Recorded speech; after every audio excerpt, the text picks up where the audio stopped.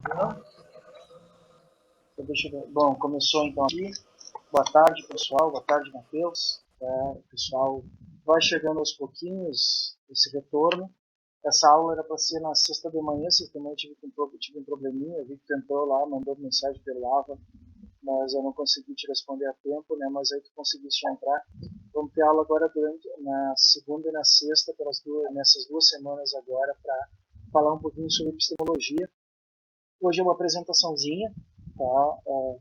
Breve, vamos dizer assim, do que vem a ser epistemologia. Eu acredito que tu deve ter um interesse nessa parte assim, da produção do conhecimento, já que tens pensado assim, em alguma coisa relacionada com o ensino de física e por que a gente tem que ensinar e como é que chegou nesse ponto.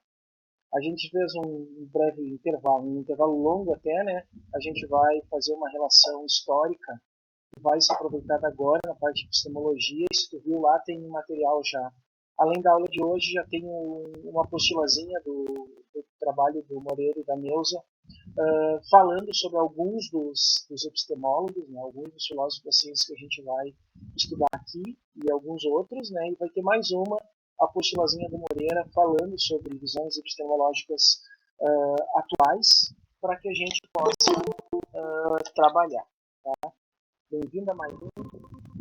Boa tarde. Tá?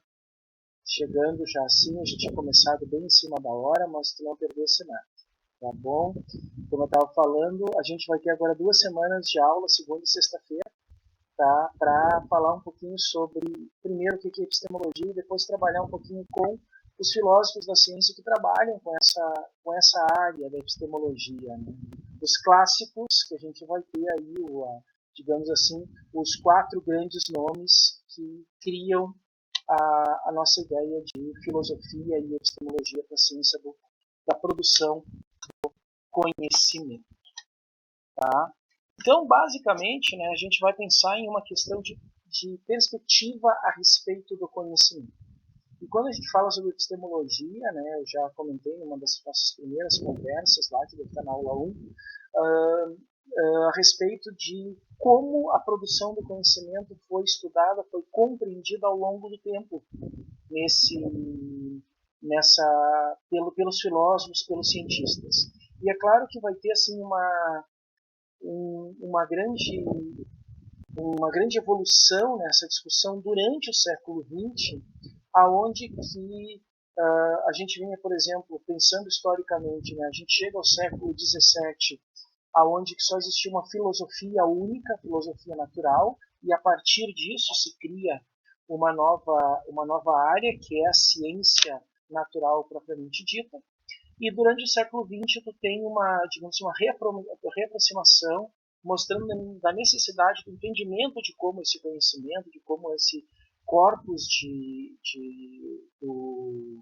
cada área era construído e era pensado do ponto de vista filosófico. Então a gente vai estudar perspectivas no fundo. Né?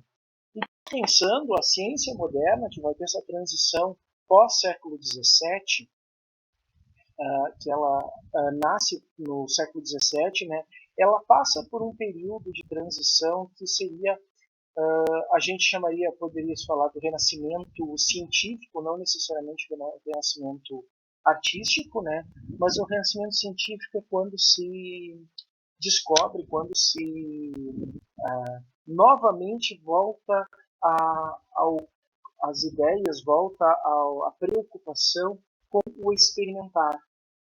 Lembrando, vamos lá, Aristóteles foi o cara aquele, e os gregos em geral tinham a ideia de que tu botar a mão na massa era uma coisa para escravo, não era para gente pensar. Tá? E traz muito desse arcabouço filosófico, né, da preocupação com o pensar em relação ao fazer. A gente pode pegar o exemplo clássico que a gente tem, que é Newton, né? Newton, a figura que a gente vai imaginar é ele indo para a fazenda por causa da peste negra e mesmo assim fugindo das tarefas de fazendeiro, digamos assim, para pensar como um livre pensador. Mas com o Renascimento tu tem a possibilidade de ter uma construção, uma nova ideia a respeito da visão desse experimentar científico. E esse experimentar científico, então, vai ter formas de como é que tu poderia raciocinar, como é que tu poderia levar o experimento, a parte prática, para o campo teórico, para o campo das ideias. Né? E desses expoentes, talvez um filósofo que mais nos chama atenção é o Francis Bacon, tá? Século XVI, aonde que ele pensa na questão do indutivismo. O indutivismo, o que era? Era a ideia de, a partir do prático, a partir do experimento, tu passa por aquele método científico indutivo, que vai ser o que o Descartes vai falar depois. Né? Formula uma hipótese para tentar explicar o que tu tá obtendo como resposta, como medida daquilo do experimento. Depois dessa hipótese, tu testa ela fazendo um novo experimento, ou então tu pedindo para algum colega teu, algum contemporâneo teu, também cientista, fazer esse experimento de novo para ver se a hipótese é correta e a partir disso tentar generalizar, ou seja, validar a hipótese e a partir disso buscar com que essa hipótese seja o mais abrangente possível. Esse é o método indutivo, ou seja, a partir do que tu vê, tu tira uma lei. E é uma ideia que vai levar a ciência por muito tempo. Tá? E teria essa visão, né? Ou seja, tu mede alguma coisa e tira uma lei a partir disso, é a ideia fundamental do método de Bacon, só que ele não faz isso, ele não consegue fazer isso nos seus experimentos. Tá? Quem vai fazer isso pela primeira vez? Tá? E a gente podia dizer que esse aí seria o primeiro grande nome de renascimento científico quanto à física, quanto à ciência experimental, que é o Galileu Galilei. Tá? Século XVI também, início do século XVII, ele busca a questão de, a partir dos experimentos, tá, ele prova as teorias que são colocadas. Então tem vários momentos, assim, claro que vão ter muitas descrições, e uma das tarefas que eu vou sugerir para vocês depois, dentro disso, na evolução do conhecimento, é justamente a respeito da queda dos corpos, que a gente sempre assume que Galileu fez todo o experimento, fez toda a hipótese inicial, e a gente já tem pelo menos 4, 5 séculos antes experimentos extremamente semelhantes, né? E a outra questão é a partir dos seus telescópios, né? Como Galileu descobre as luas, os satélites, as luas de Júpiter, a partir de uma ideia de modelo que ele tinha para o sistema solar. Então, a ideia basicamente que se traz aí dentro dessa metodologia, tá, era o universo máquina. Tá? O universo máquina seria aquele que está funcionando como se fosse um relógio, tá, que teria um relojoeiro, no caso, para boa parte dos cientistas dessa época, Copérnico, Kepler, Galileu, Newton, pensando assim, ó, Copérnico, monge católico, tá? Kepler, tá? Ele era protegido do rei da ele era protegido de um dos reis de um dos príncipes da Alemanha luterano. Galileu, tá? Apesar de tudo, ele obedecia ele era de uma família de tradição católica, ele era protegido dos Médici, que era uma família de tradição católica. Newton, apesar de tudo, anglicano, sacerdote anglicano, né? Então tinha toda essa questão envolvendo a teologia e não se preocupava muito com isso. A ideia do universo máquina basicamente era de que tu teria um ente gerador, um ser gerador, que seria Deus, que faria com que o universo começasse a funcionar e ele traria, então, ele definiria as leis fundamentais que mais tarde a gente precisaria dos procedimentos experimentais para testá-los ou não. Pode ver que isso aí se mistura muito ainda, lembrando que na Idade Média, no período medieval, existia muito dessa associação mística com as coisas que a gente não conseguia enxergar, tá? E mesmo com experimentos assim, cientistas que a gente pode ver, Copérnico, que tirou a Terra do centro do universo, vamos dizer assim, né? E consequentemente tirou Roma do centro do universo. Kepler, que deduziu todas as tabelas de leis planetárias. Gente, quando a gente lê o trabalho do Kepler, principalmente, a gente vê o trabalho que é feito. Porque ele descobre regularidades a olho. Não é uma coisa, por exemplo, a gente ter assim, aqui tem alguma regularidade, vamos procurar. Não, ele pega as tabelas do Tycho Brahe e esmiuça as tabelas para chegar nas leis da regularidade do movimento planetário. Galileu e Newton nem se falam nesse sentido, do ponto de vista do nascimento da ciência moderna. Tá? E o Newton, obviamente, é o que faz, ele trabalha com o método indutivo. Tá? E o método indutivo dele era algo mais... Newton não era um grande experimentador. Tá? E as experimentações dele são muito relacionadas com óptica, que a gente tem no livro dele do Óptica, e relacionadas com alquimia, principalmente, tá? Por causa da questão de trabalhar com materiais. Poderia pensar assim que era uma preocupação com a estrutura da matéria, já de Newton, mas não é abordado dessa forma, né? Mas ele trabalha com esse método extremamente preocupado em criar hipóteses para explicar fenômenos e confirmá-los. A confirmação, em geral, poderia ser por outra observação, por outro experimento, ou então por uma generalização de lei matemática. E claro que a gente tem, por exemplo, a teoria da gravitação universal, que Newton faz, que é um sucesso do método indutivo.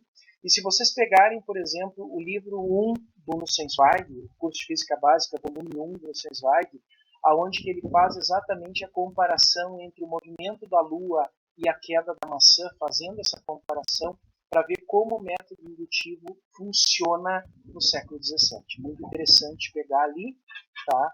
Não vai ser semestre ainda, o Matheus ainda tem a chance de poder pegar na biblioteca lá, mas é uma leitura que mostra, assim, quando fala a respeito, mostra exatamente como funciona o método indutivo, e o Nussensweig buscou mostrar como Newton fez essa analogia para fazer com que corpos celestes e corpos terrestres tivessem o mesmo tipo de descrição de movimento. Então, basicamente, tu vai ter muitas questões disso, e aí vai ter as leis de movimento também da observação, que ele compila e generaliza, não necessariamente é o Newton que define as 3 leis do movimento, mas ele compila de outros momentos, né? A gente vai ter outras teorias, como a teoria do ímpetus e coisas assim, que estão associadas, né? Quem faz a evolução dos conceitos sabe, por exemplo, que as leis do movimento culminam toda uma linha de pensamento histórica e desenvolvimento, mas a gente associa ao Newton, bem como as leis do cálculo infinitesimal, o cálculo diferencial, que tem uma disputa toda histórica com Leibniz a respeito da primazia, e isso ainda vai ter muito pano para manga, porque cada vez aparece um documento diferente que mostra que os dois seguiam métodos indutivos diferentes, mas com resultados similares. Tá? Então, a partir do século XVII, a gente tem uma separação entre a parte natural, ciência natural, e a filosofia. E não se pensa, por exemplo, em falar de uma filosofia da ciência. Tá? E é óbvio que, não imediatamente, mas já durante o final do século XVIII, início do século XIX, se tem uma preocupação a respeito de como a ciência funciona. E não necessariamente do ponto de vista do método científico, mas as questões da validade, os limites que podem ser impostos por esse conhecimento, isso passa a ser questões filosóficas, porque não são questões científicas a serem resolvidas. Então, isso passa por vários questionamentos que vão culminar com o Descartes criando uma ideia de método científico, que o método científico, apesar de ser tão falado a respeito pelos cientistas do ponto de vista positivista, ou seja, do ponto de vista só da ciência natural, ela é uma concepção filosófica. Tá? É uma forma de tu buscar definir validade, limite e conceito de ciência ao longo do tempo. Tanto John Locke quanto René Descartes fazem isso na sua discussão. Tá? Então, para poder entender essa ciência, a gente tem algumas linhas a serem pensadas. Tu pode pensar nas teorias do conhecimento, ou como é que o conhecimento evolui, tá? Que a gente vai chamar depois de epistemologia mais adiante. A filosofia da ciência, e exatamente como a ciência vai se desenvolvendo, seja do ponto de vista puramente indutivo, seja empírico, ou do ponto de vista dedutivo, racionalista. A epistemologia lógica, que faz com que é uma das coisas que a gente acaba se deparando ao longo dos nossos estudos, que parece que uma coisa leva a outra e a caminhada e a evolução do conhecimento é algo que é óbvio e impossível de não seguir aquela linha. Tá? Isso é uma coisa muito falada sobre a epistemologia lógica, tem muito a ver com viés de confirmação. Por que isso? Porque a gente acaba, depois de chegar numa resposta final, depois da gente chegar numa resposta final, a gente acaba cortando os passos que não foram naquela direção. Então é muito comum a gente não aparecer nos livros didáticos ou não aparecer nos escritos históricos, quando se conta a história, os erros a serem dados. Parece muito aquela questão que, se vocês viram aquele filme A Família do Futuro, tá? Que o guri vai encontrar ele mesmo no futuro lá, que ele é um grande cientista no futuro, ele diz assim, está falando de máquina do tempo, e aí ele mais velho mostra para ele, criança, as 300, 400 formas diferentes de máquina do tempo que surgiram. E diz, tá, e por que você não desistiu? Sim, porque cada erro é uma chance de começar de novo e acertar. E é exatamente isso que a epistemologia lógica acaba nos mostrando uma sequência intrincada, uma sequência encarreirada de felizes coincidências. E claro, a história da ciência, a gente começou um pouquinho com a história da física, né? Mas a história da ciência ela é importante para entender qual era o momento histórico que levou aqui. Tá? Então a gente pensar, por exemplo, que o renascimento científico ele ocorre simultaneamente com o renascimento artístico, justamente por conta do momento histórico que era uma queda de poder da Igreja Católica e, consequentemente, uma descentralização, uma diminuição do poder universitário nas mãos dos mosteiros. Então tu tem uma secularização do conhecimento e, consequentemente, tem mais gente falando sobre isso. É tudo uma questão histórica que a gente precisa compreender. Tá? Então, dentro da história das ciências, e aí vai ter, isso é muito debatido pelo Roberto Andrade Martins, a gente tem duas formas de enxergar isso, enxergar essa evolução. É a questão internalista, que basicamente é aquela que é contada por aqueles que vivem a situação e, consequentemente, do ponto de vista científico, é a história narrada pelos próprios cientistas, tá? Falando a respeito dos aspectos racionais e dessa ideia de normalização, a normatividade, a regra aonde se segue, quem é que se desponta desse panorama a ser pensado. Essa é a ideia do Bachelard quanto à filosofia da ciência. De enxergar, por exemplo, algo de dentro da ciência para fora. Já o Kuhn ele tem uma abordagem para a história da ciência, para essa filosofia externalista, ou seja, pensa nas relações que a ciência tem com outros entes, a sociedade, tá? As pessoas que vivem a parte do teu grupo de trabalho. Então, são pensados de forma diferente. Alguma delas está errada? Não, é a forma de pensar. Tá? Nós, por exemplo, como estudantes de física, a gente vai fazer uma análise do ensino de física, ou mesmo de conteúdos de física, a partir da nossa comunidade. Então é muito difícil tu olhar e ver as relações que esses conteúdos têm com questões sociais. Tá? Por quê? Porque tu está dentro da comunidade e, consequentemente, tu está muito preocupado com a norma, com a regra que está seguindo aquela visão. Mesmo que tu queira, tu vai precisar o quê? Tu vai precisar ouvir um colega, tu vai precisar ter alguém para conversar, ter alguém para dialogar que não seja físico. Por exemplo, tá? Uma coisa que a gente ouve muito dentro do ensino agora, né? Interdisciplinaridade. E vez por outra, tu acaba tendo a questão da interdisciplinaridade, que tu tem um grupo, e aí é uma crítica, mas ao mesmo tempo é uma necessidade. Tu acaba tendo um grupo formado só por uma comunidade. E a interdisciplinaridade pressupõe essas relações entre áreas da ciência. E é difícil tu falar de relações entre áreas da ciência quando tu está dentro de uma área e tu não consegue ter essa interlocução ampla. Tá? Mas é uma visão assim que a gente busca uma visão externalista, eu estou dando um exemplo, não, história, né, um exemplo atual, mas que acaba esbarrando justamente na nossa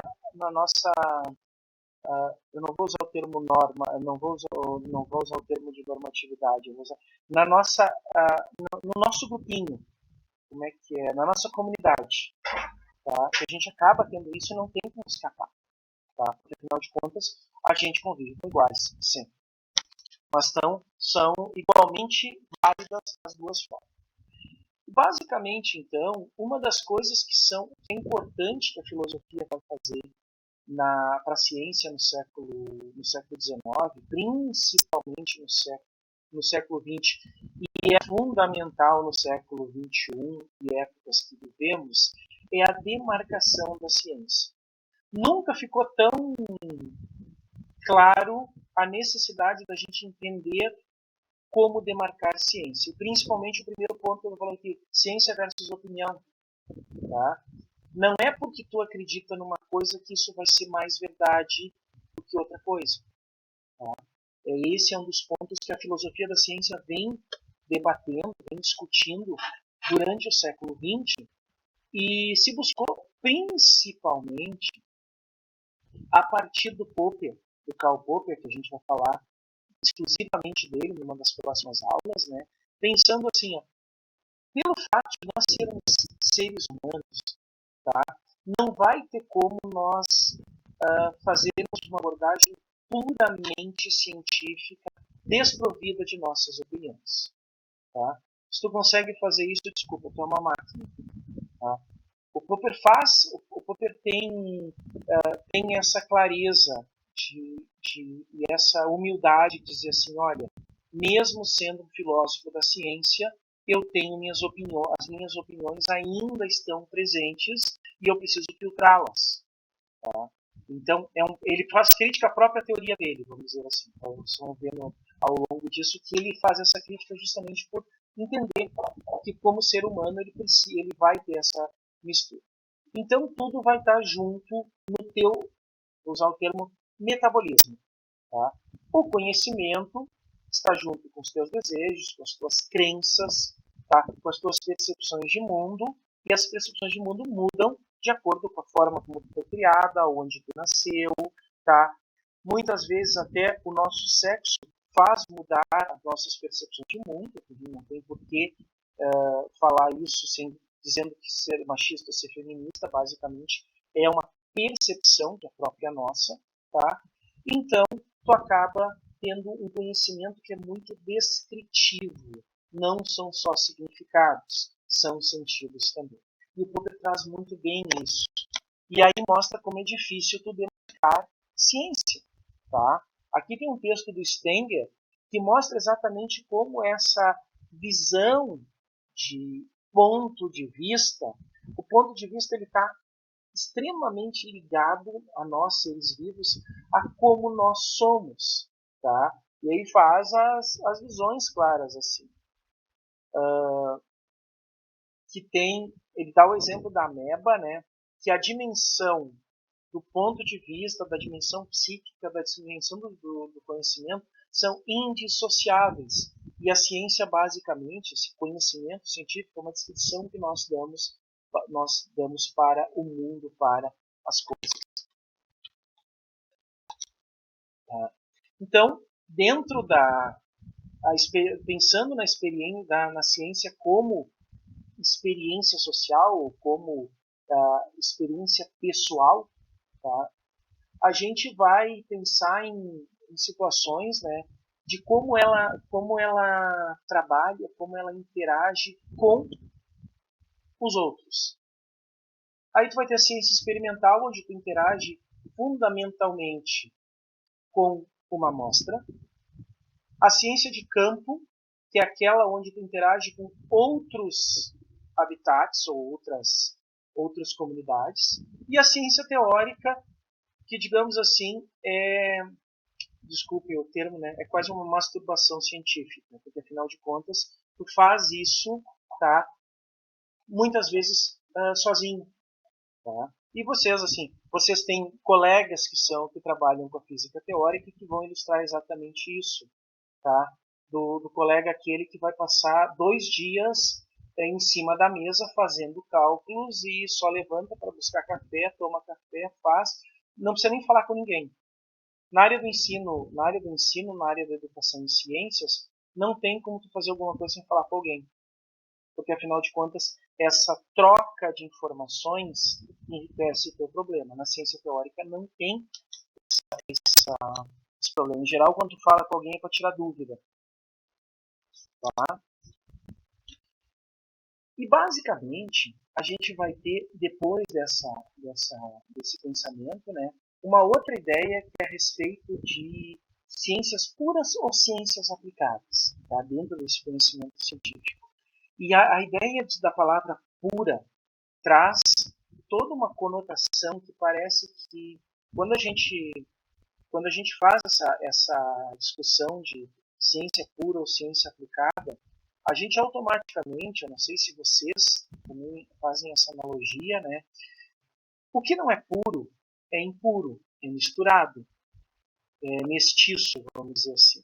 Então, as ciências aplicadas, elas não são ciências bem nascidas. Elas são misturas, amálgamas de outras coisas. E aí tu vai ter muito esse debate, tá? Porque, afinal de contas, a ciência aplicada, justamente por ser uma amálgama de situações, uma mistura de conhecimentos, ela tem maior importância para a sociedade. Por que ela tem maior importância para a sociedade? Porque ela consegue resolver problemas do ponto de vista interdisciplinar.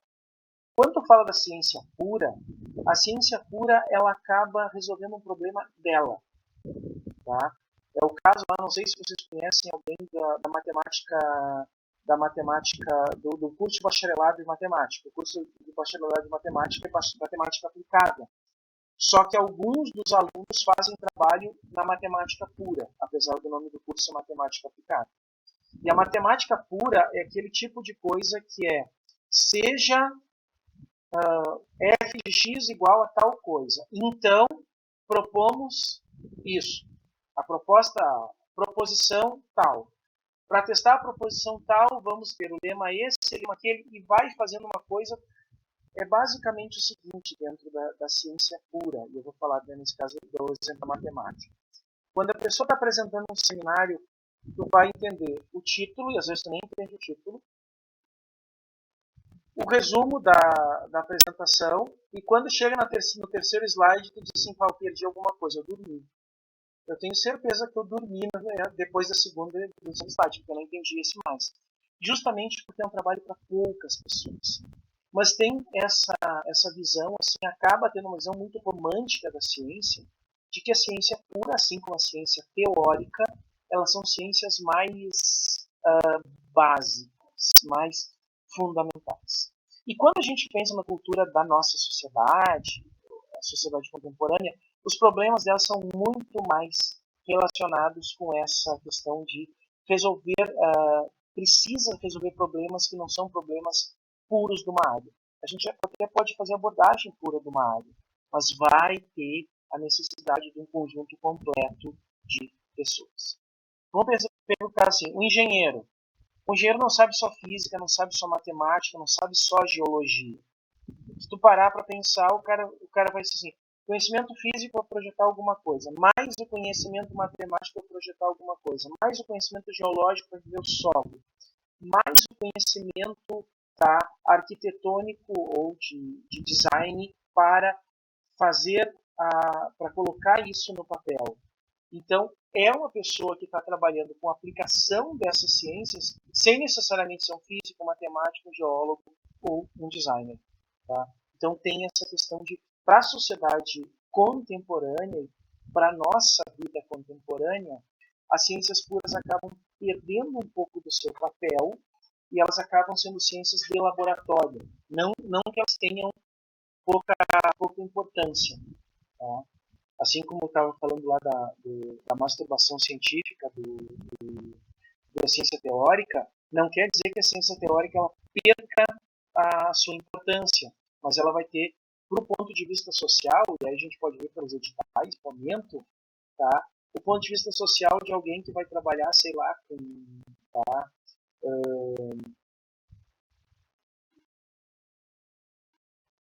Design na química, que a química existe uma disciplina chamada química teórica. Eles fazem design de moléculas de carbono, longas de carbono, e não sintetizam. Eles só fazem o design e fazem todos os cálculos para ver se aquela molécula é viável. Tá? É tudo computacional, química computacional. Tá? Ah, é viável. Tá, para que serve? Não interessa, eu sei que é viável. Tem uma cadeia de 327 carbonos, tá? É viável, é possível, ela tem estabilização, tem energia essa, energia aquela. Para que ela vai servir? Não sei. Isso vocês que são engenheiros, ou seja, pessoal que é das ciências aplicadas, que tente fazer. Mas é uma discussão que está dentro da filosofia, né? Justamente da meta, do objetivo principal da ciência do ponto de vista social. Volta para aquela visão externalista que o Kuhn traz. Então, essa acaba sendo uma questão de trabalhar com algumas situações, né, aonde que se questiona como as ciências elas vão evoluir. Tá? Então, uma visão basicamente aqui, ó, isso é feito pelo Francis Bacon, né, de trazer o mito da esfinge para cá, né, que é justamente tu passar as questões que são colocadas, né, ao invés de tu simplesmente buscar explicar, buscar responder essas questões, partir para a prática, ou seja, sair do ponto de vista de uma visão mais purista, mais teórica, para uma visão mais aplicada, mais de campo. Então tu vai ter essa distinção muito clara nessa figura. Quando tu simplesmente fica preocupado nas visões puristas, ou seja, tu simplesmente quer passar por aquele enigma para vislumbrar as musas, como era o exemplo como é o mito da esfinge lá no Édipo, né? no Conto Édipo, tu vais trazer tu vais ter exatamente isso. Tu simplesmente vai responder a questão para ter uma contemplação, ou seja, para resolver uma situação pontual que vai te trazer satisfação pessoal e não vai resolver uma situação para os outros. Então tem exatamente essa questão assim. E aí quando tem até esse é o Sheita que faz essa questão, né? Que também a esfinge, justamente por ela ser um animal com um animal mitológico que é composto por vários animais, que tu não pode separar esses animais, as questões dela também não são questões que vão ser simplificadas, não podem ser simplificadas e analisadas por cada parte, mas têm que ser trabalhadas como um todo. E essa separação acaba sendo impossível na prática, voltando para a ideia de que no momento que tu parte para a aplicação da tua pesquisa, a aplicação da tua ciência, não tem mais sentido trabalhar separadamente, tá, com cada uma das ciências. Eu estava dando o exemplo da engenharia ali, não precisa de um corpo grande de pessoas para fazer um projeto, quando uma pessoa tem o conhecimento básico para fazer todo esse projeto. Tá? E um dos grandes mitos que vão trazer, vão acompanhar a filosofia da ciência, por isso que a gente tem que se preocupar em trabalhar com a epistemologia, é a neutralidade da ciência. Tá? Isso aqui é uma discussão que o Mário Bung, né? O Mário Bung é um filósofo argentino, filósofo da ciência também, tem lá nos textos do Moreira passou lá um pouco da epistemologia do Mário Bung, exatamente a respeito da não neutralidade da ciência. A gente tem que pensar que, justamente pelo fato de que os cientistas são seres humanos, e como seres humanos eles vão misturar situações pessoais com o conhecimento científico, se não na hora de fazer alguma coisa, mas na hora de compartilhar isso com seus contemporâneos, com seus companheiros, né? A gente tem que fugir dessa mitologia, desse mito de que a ciência tem um caráter neutro. Ela vai trazer alguma coisa sempre relativo à produção de conhecimento para a vida de cada um. Então, o Chato fala isso, mas parafraseando o Bunge, esse livro é de 1982, do Mário Bunge, tá? Tendemos a acreditar que qualquer verdade científica epistemologicamente relevante possui importância para as nossas vidas e que restringir sua obtenção ou aplicação contradiz a própria natureza da verdade. Ou seja, é necessário ter essa visão em que a ciência ela está modificando a tua vida. É importante tu acreditar que ter essa visão para mostrar que a ciência é algo que vai fazer com que a sociedade evolua para o bem ou para o mal, né? Aqui dá um exemplo, o exemplo que se fala aqui é da bomba atômica, né? Pensa assim, ó, entre a ideia de que massa e energia são equivalentes, proposta pelo Einstein em 1905, e a bomba de hidrogênio e a bomba atômica, 1945, 40 anos se passam e tem todo um encantamento entre tu dominar a energia, tu conseguir quebrar o núcleo e usar isso do ponto de vista bélico, tá? Então, tu tens toda uma questão de saber exatamente para onde o conhecimento te leva, tá? Para onde esse conhecimento te leva, e isso faz com que a ciência não tenha neutralidade. Tá? Para isso, portanto, né, a gente vai pensar que a ciência tem um objeto definido, algo que vai ser foco da atenção, e realmente, assim, ó, esse foco da atenção ele surge de questões, ele surge de situações que são percebidas na sociedade, no mundo em que a gente vive. São problemáticas aonde os cientistas começam a se debruçar. A gente teve durante o ano de 2020, o ano de 2021, a questão toda da vacina para a Covid, para mostrar como existia um problema, uma problemática mundial de pandemia, e como foi trabalhado, como o objeto foi construído, foi sendo construído ao longo do prazo, do tempo, justamente porque tem uma pressão, vou usar esse termo, é uma pressão externa, mas não é uma pressão política, é uma pressão social para que tu tivesse essa questão. E aí vem justamente a ideia do método. Tá?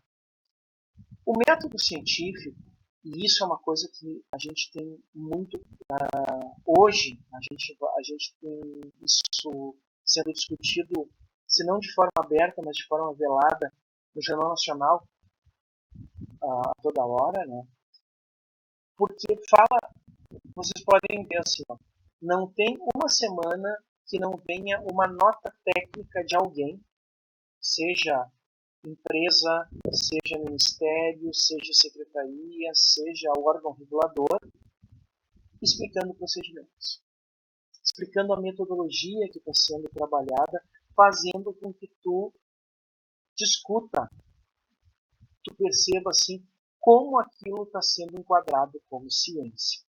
Tá? Então, a gente vive, e essa discussão da disciplina agora, durante o final, até o final de fevereiro lá, ela vai ficar muito centrada em temas atuais, tá? Porque apesar da física não estar centro das atenções, ela faz parte dessa discussão toda. Como os objetos de conhecimento são tratados, como eles são discutidos ao longo do tempo. Então, basicamente, o que a gente tem pensado, e aí volta para a ideia da epistemologia, ou do estudo de como o conhecimento está avançando, a gente tem dois verbos para fazer. Explicar situações e compreender essas noções. São concepções filosóficas, afinal de contas, isso está falando a respeito de ciência e conhecimento. Para os gregos isso é uma coisa meio estúpida falar em ciência e conhecimento, já que os dois termos são idênticos, mas hoje não são dessa forma. E a gente tem essa preocupação de alguém explica fazendo com que o outro compreenda. E essa pessoa que compreende precisa saber explicar de forma a ser compreendida. Então são fenômenos, são noções filosóficas, são noções epistemológicas que fazem parte dessa evolução da ciência. Basicamente pensando, nós somos todos professores em formação e em constante atualização, tá? Que trabalhamos exatamente com esses dois verbos. Tá? Nós trabalhamos buscando explicar situações, não necessariamente ensinar, mas explicar situações, esperando que o estudante, que a pessoa, que o nosso interlocutor compreenda aquela situação e esse processo todo de difusão do conhecimento que a gente determina, que a gente chama de ensino e aprendizagem. Tá? Quando o foco está no professor, como a gente faz no curso de licenciatura, esse conhecimento é um conhecimento chamado didático. Quando o foco está na forma como o aluno aprende, tá? Nem sempre isso é fácil de fazer, esse conhecimento é chamado de conhecimento, esse procedimento é um procedimento matético. Tá? Então, tem essa visão duplo sentido nesses dois que a gente vai trazer. E para isso tem toda uma visão, e aí tem a Hannah Arendt, tá? Que vai trazer isso, né? São os domínios a respeito dos pares, da autoridade científica. A autoridade científica, basicamente, vai ser determinada por momentos ou pessoas que estão conseguindo melhor explicar a ciência naquele momento. Isso é uma autoridade científica. Tá? E isso vai determinando quais são os líderes ou quais são os expoentes do momento da comunidade científica dentro de suas determinadas especialidades. Né? Como tem ali na segunda parte, né, assim, educação científica é necessária para o entendimento de especialidades como uma prática construída, ou seja, a física é uma prática construída, a biologia é uma prática construída, tá? Todas elas são prática construída e não somente a natureza colocou elas de forma separada. Aqui a gente fala, né, contemplação e ação, observação e verificação, elas fazem parte de dois domínios separados, verdade científica e verdade filosófica. Tá? Então, tem contemplação e ação, é uma verdade filosófica. Observação e verificação, verdade científica. São domínios que passam a ser separados por conta das suas especialidades. Tá? Afinal de contas, falando de epistemologia, o que tem a ver com ensinar ciência nessa epistemologia? Eu vou aproveitar um pouquinho da apresentação do professor Marcos Silveira, da PUC do Rio. Tá? Para o bacharel, tá? Todo conhecimento que vai aparecer dentro da ciência é resposta para uma questão. Tá? O James Baldwin, respondendo ou discutindo o bacharel, ele fala que não é a resposta propriamente dita, mas é o estímulo, é aquele motor que faz com que tu busque te aprofundar cada vez mais. construir cada vez mais o objeto aonde está trabalhando.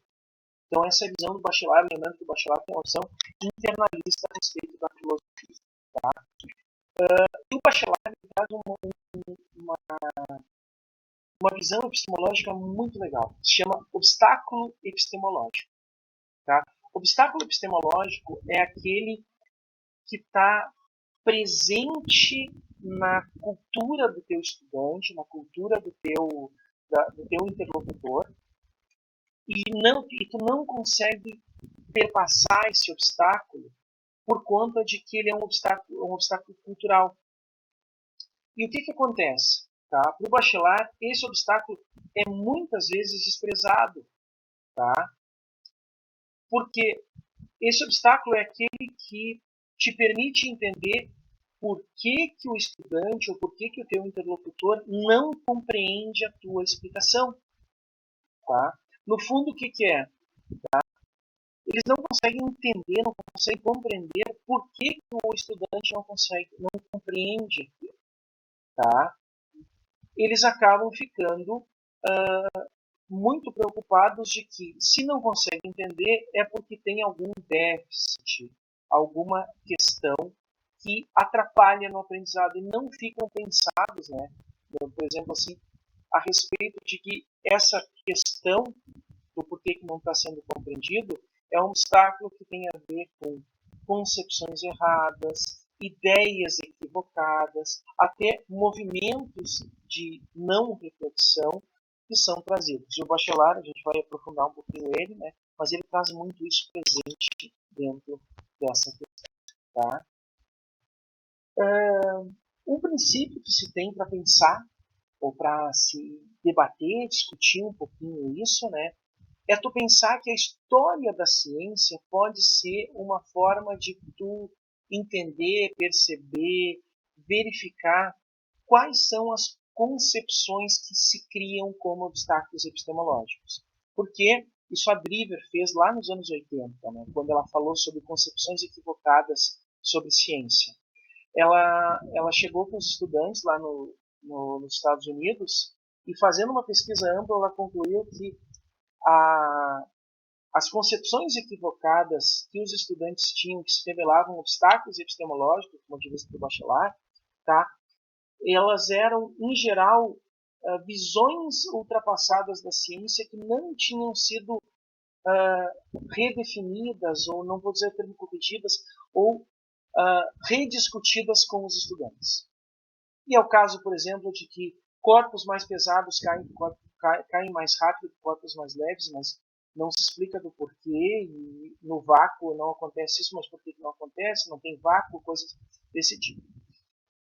E uma outra forma, além da história da ciência, para verificar essas concepções ultrapassadas, é pensar nas próprias teorias do conhecimento, para entender exatamente a origem dessas dificuldades de aprendizado. Nota que o bacharel está concentrado em por que o aluno não consegue compreender. E ele fala assim, o aluno não consegue compreender porque não é porque ele é burro, é porque existe uma dificuldade na forma como ele está interpretando a explicação do professor ou da pessoa que está explicando aquilo. E é em cima disso que a gente vai trabalhar, pensar em verificar quais são os obstáculos, ou usando a história da ciência, porque pode ser concepções ultrapassadas, ou usando teorias de aprendizagem para verificar se existem pontos desconexos dentro da sequência esperada de aprendizagem, e aí ele pode escolher qualquer uma que quiser para seguir e verificar se essas dificuldades elas se mantêm. Tá? O ensino tradicional, que a gente está acostumado, o ensino voltado para conteúdos, que apesar de tudo ele é muito presente na nossa sociedade e é muito presente na classe docente, tá? Afinal de contas é conteúdo que tem que ser vencido, e assim, vocês não fizeram estágio ainda, mas uma das coisas que a gente acaba, por mais bem intencionado que esteja, tu vai para o estágio e aí o professor, que é gente boa que tu está trabalhando no estágio, diz assim, olha, os conteúdos que tu tem que aplicar são esses aqui. Por quê? Porque cai no Enem. Então tu acaba tendo isso, fazendo com que tu não tenha muito tempo para fazer construções epistemológicas. Tá pronto, é isso, a gente vai fazer, tá? Das respostas que a gente espera que os alunos saibam, mas o bacharel também chama atenção para isso nos obstáculos. Não adianta a gente responder uma pergunta que o aluno ainda não fez para si próprio. Tá? Como é que ele vai compreender algo se ele não ficou com aquela pulga atrás da orelha? E isso acontece muitas vezes. Eu vou pegar meu exemplo pessoal, né? Eu já tive essa ideia, por exemplo, de ter alguma coisa que me incomodava, tá? Uma questão, um problema que me incomodava muito. E aí, conversando com o professor, eu tinha vergonha, eu tenho, apesar de dizer assim, vocês têm que perguntar aos professores, eu tinha muita vergonha de perguntar as coisas para o professor, porque na minha concepção de criação, de educação, quando tu pergunta alguma coisa, tu é burro, tu não entendeu, tá? Os americanos diriam justamente o contrário. Se tu pergunta alguma coisa, é porque tu entendeu isso e tu quer saber mais a respeito. Mas o professor me explicou aquilo e me deu uma resposta e eu disse, puxa vida, agora caiu a ficha. Agora ligou todos os pontinhos que estavam soltos e eu tinha uma ideia clara, porque eu já tinha feito a questão para mim. Mas quando tu dá a resposta pronta e o aluno não tem nem trabalho de queimar fosfato, falta 10 minutos, né? Tá? De queimar fosfato, sabe-se lá o que tu vai pensar. Tá? Conhecimento, então, que a gente tem, não pode ser uma ciência dada, não pode ser algo que está simplesmente colocado aí, está pronto, tá? A gente tem um conjunto de conhecimentos que está estabelecido e ponto final, é para manter o status quo e ponto final. E aí acaba ficando para o professor, nesse conhecimento, a atenção dele e a atenção do desenvolvimento da ciência é basicamente quais conteúdos e como é que eu vou trabalhá-los dentro da pedagogia das ciências. Tá? Conhecimento, então, se tu voltar ele, ao invés de ser focado no simplesmente vencer conteúdos, mas voltar para o exterior ou voltar para a realidade concreta, ele precisa ter foco em decisões, em impacto que os estudantes possam ter na sua vida cotidiana, na sua vida cidadã, na sua vida política, na sua vida profissional e nos interesses que surgir aí. Porque afinal de contas é aí, e aí tu vai começar a diminuir esses obstáculos epistemológicos, esses obstáculos ao aprendizado que são trazidos. Então, isso parte do assumir que o conhecimento, e a gente tem que assumir para os estudantes, que o conhecimento ele não está completo, o conhecimento científico, ele não é estável. Ele pode ser alterável, ele pode ser alterado, e esse é um dos grandes problemas do mundo atual, né? De pensar, por exemplo, que se a ciência ela muda de ideia, é porque ela está errada, e não porque o próprio caráter da ciência ser mutável, é não ser estável, e tu vai mudar de acordo com os dados que tu tem, de acordo com os objetivos que tu tem, tá? A epistemologia atual, ela trabalha exatamente nesse sentido, de mostrar que a ciência, ela não é estável, ela não é neutra, e ela não está fechada. E principalmente, o cientista não é um super-homem, um ser sobre-humano com conhecimento acima da média. Tá? A maior parte dos cientistas são pessoas com QI normal. Tá? Não precisa ter gênios, um grupo de gênios, por exemplo, o pessoal trabalha no MIT, em Harvard, coisa assim, são um grupo de gênios. Não, boa parte daquele grupo que está trabalhando ali são pessoas com QI normal. Tá? Talvez alguns até abaixo da média, mas isso faz parte de uma mitologia, tá? que a gente precisa rever com a epistemologia. Citando Bachelard, colocar a cultura científica em estado de mobilização permanente, substituir o saber fechado e estático por um conhecimento aberto e dinâmico, dialetizar todas as variáveis experimentais é dar a razões para evoluir. A gente vai voltar no Bachelard mais adiante, tá? Mas isso vai estar bem presente para vocês, que é algo que a gente vai trabalhar. Próximas 4 aulas. Popper e a lógica da pesquisa científica. Kuhn e as revoluções científicas. Lakatos e os programas de pesquisa. E o Bachelard com a desilusão filosófica. E claro, depois disso, a gente vai falar do Feyerabend, tá? Que eu não escondo a minha preferência como filósofo e epistemólogo da ciência, que é o não ao método científico sendo método científico. Mas a gente vai discutir isso com mais calma mais adiante. Tá bem, gente? Nossa, 55 minutos, eu achei que eu ia até passar do tempo. Eu sei que eu falo muito, eu sei que foi assim, já de saída, a gente retoma as aulas em janeiro, tá quente, o ventilador tá aqui do meu lado, né? Tá quente, mas vocês ficaram aí firmes e fortes até o final, tá? Eu acho que isso aqui é uma das partes mais legais que tem pra gente discutir ciência, é exatamente o que ela significa do ponto de vista humano, tá?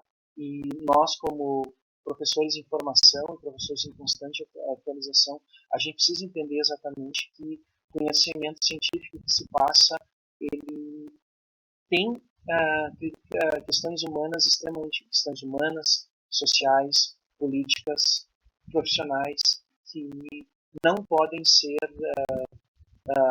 colocadas à parte nessa discussão. Gostaria de falar alguma coisa? Cansaram de me ouvir falar?